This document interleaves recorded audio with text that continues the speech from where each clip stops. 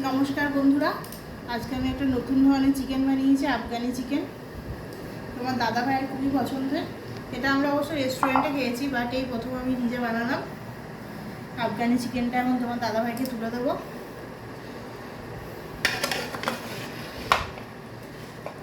ও খেয়ে বলুক কেমন হয়েছে। একটা লেগ পিস দিই, তো আলু আর গ্রেভি, ব্যাস। আর বানিয়েছি নানপুরি। নান পরোটা, যেটাই বলতে পারো, এটা অন্য ধরনের পরোটা। একটু নান বানিয়েছি। এই হচ্ছে আজকে আমাদের রাতের ডিনার, আফগানি চিকেন আর নানপুরি, নান পরোটা। তোমার দাদাভাই একটু খাও, খেয়ে বলো কেমন হয়েছে, রিভিউ দাও।